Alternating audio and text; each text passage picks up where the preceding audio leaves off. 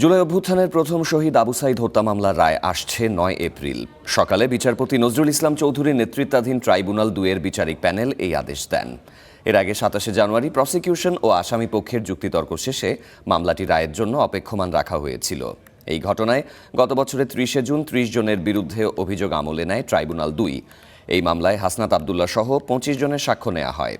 বেগম রোকেয়া বিশ্ববিদ্যালয়ের তৎকালীন ভিসি হাসিবুর রশিদ সহ ৩০ আসামির মধ্যে এই মামলায় গ্রেপ্তার ৬ আসামি হলেন বেগম রোকেয়া বিশ্ববিদ্যালয়ের সাবেক প্রক্টর শরীফুল ইসলাম, সাবেক সহকারী রেজিস্ট্রার রাফিউল হাসান রাসেল, রেজিস্ট্রার কার্যালয়ের কর্মচারী আনোয়ার পারভেজ, পুলিশের সাবেক সহকারী উপপরিদর্শক আমির হোসেন, কনস্টেবল সুজন চন্দ্র রায় ও নিষিদ্ধ সংগঠন ছাত্রলীগ নেতা ইমরান চৌধুরী আকাশ।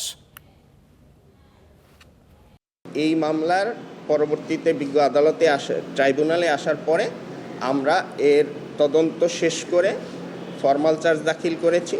এরপরে ট্রাইব্যুনাল ২-এ এর বিচার কার্য সম্পন্ন হয়েছে। সেখানে আমরা ৩০ জন আসামির বিরুদ্ধে অভিযোগ এনেছিলাম এবং ২৫ জন সাক্ষীর জবানবন্দি গ্রহণ করা শেষে যুক্তিতর্ক শেষে রায়ের জন্য ছিল মামলাটি। আজকে এই মামলার রায়ের জন্য তারিখ নির্ধারণ হয়েছে আগামী এপ্রিল মাসের ৯ তারিখে। এ বিষয়ে বিস্তারিত জানাতে এই মুহূর্তে ট্রাইব্যুনাল চত্বরে আছেন সহকর্মী ইমন মাহমুদ, সরাসরি যোগ দিচ্ছেন তিনি। ইমন, রায়ের দিন ঘোষণার পর ব্রিফিংয়ে প্রসিকিউশন আসামি পক্ষ আসলে কি বলল?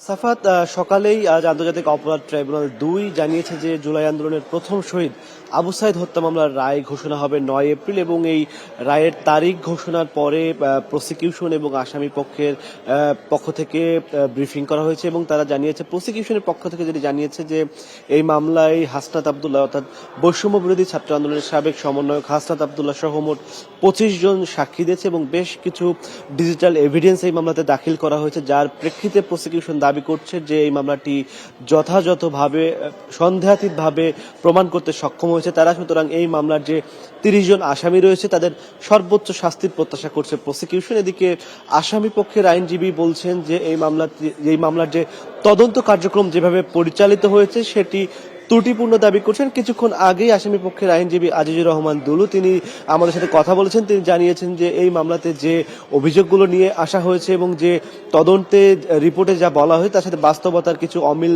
রয়েছে তিনি দাবি করছেন এবং তিনি এই মামলাটি আন্তর্জাতিক অপরাধ ট্রাইব্যুনালে চলতে পারে কিনা সে বিষয়েও তিনি প্রশ্ন এবং সন্দেহ দুটি ব্যক্ত করেছেন। তবে প্রসিকিউশনের পক্ষ থেকে বলা হয়েছে যেহেতু জুলাই আন্দোলনের সময় যে হত্যাযজ্ঞ সারা দেশব্যাপী সংঘটিত হয়েছে সেটি তারা বলছে যে এটি ওয়াইড স্পিড এবং সিস্টেমেটিক, অর্থাৎ যদি সেটি ওয়াইড স্পিড এবং সিস্টেমেটিক হয় তবে সেই মামলাগুলো অবশ্যই আন্তর্জাতিক অপরাধ ট্রাইব্যুনালে চলবে। তার অংশ হিসেবে আবু সাইদ হত্যা মামলা যেহেতু জুলাই আন্দোলনের প্রথম একজন শহীদ এবং এটি জুলাই আন্দোলনের মূলত যে স্পিরিটটা যেটি ব্যাপক আকার ধারণ করে জুলাই আন্দোলনের সময় সেটি ছিল আবু সাইদ হত্যাকাণ্ড, যার প্রেক্ষিতে এখন এই মামলাটি এই আদালতে চলতে পারে কিনা সে নিয়ে সন্দেহের কোনো অবকাশ নেই। এটি প্রসিকিউশন এর আগে বেশ কয়েকবার ব্যক্ত করেছে। এই ছিল আবু সাইদ হত্যা মামলার রায়ের দিন নির্ধারণ সংক্রান্ত আন্তর্জাতিক অপরাধ ট্রাইব্যুনাল থেকে আমার কাছে সবশেষ তথ্য। ইমন, আপনাকে ধন্যবাদ।